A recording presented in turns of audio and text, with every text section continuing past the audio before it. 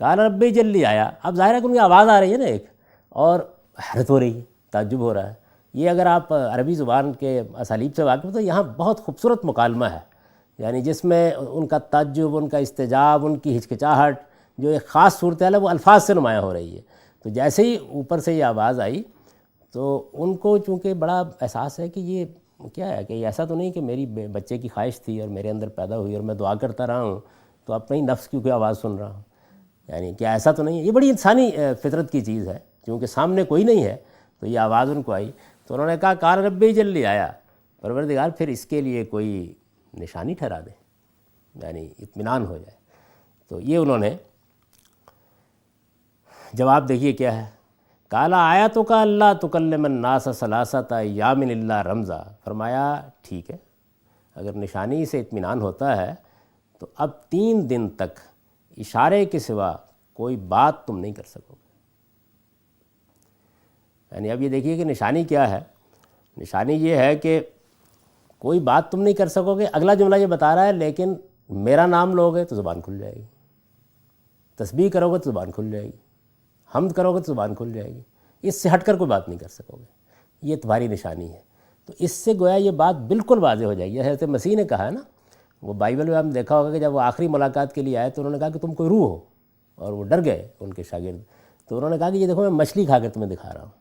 یعنی یہ اس بات کی علامت تھی کہ روحیں تو نہیں کھاتی پیتی۔ تو یہ گویا انہوں نے اس موقع پر استدلال کیا۔ یہاں جو آیت دی گئی ہے، نشانی دی گئی ہے، اس نشانی میں یہ چیز مضمر ہے کہ اگر یہ کوئی دو ہی چیزیں ہوتی ہیں نا، اگر تو حدیث نفس ہے تو پھر تو کوئی نشانی ہونی نہیں چاہیے اس کی، یعنی غلط فہمی دور ہو جائے گی اور 5-7 منٹ کے اندر اندر۔ اگر کوئی شیطانی وسوسہ ہے تو پھر تو یہ ہوگا نا کہ دنیا کی ہر بکواس پر زبان کھولے لیکن خدا کی حمد کے لیے بند ہو۔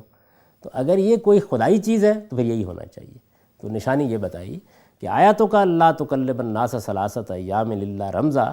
کہ تمہاری نشانی یہ ہے کہ 3 دن تک تم لوگوں سے اشارے کے سوا کوئی بات نہ کر سکو گے، ہاں البتہ تسبیح و تحلیل کر سکو گے۔ لہٰذا یہ دن اسی طرح گزارنا اور اس دوران میں اپنے پروردگار کو وذکر ربک کثیرا وسبح بالعشی والابکار، اپنے پروردگار کو بہت یاد کرنا اور صبح و شام اس کی تسبیح کرتے رہنا۔ یعنی تسبیح میں کوئی مسئلہ نہیں ہوگا، خدا کی یاد میں کوئی مسئلہ نہیں ہوگا، لیکن اس کے علاوہ تم کوئی بات نہیں کر سکو گے، کوئی چیز تمہاری زبان سے نہیں نکلے گی۔ تو یہ ان کو نشانی دی گئی، اور اس نشانی کے بعد گویا سیدنا یحییٰ علیہ السلام کی پیدائش کی بشارت ایک ایسی غیر معمولی اور متعین چیز ہو گئی کہ جس کے بارے میں ان کو کوئی شبہ نہیں رہا۔ اور یہ جو نشانی ہے،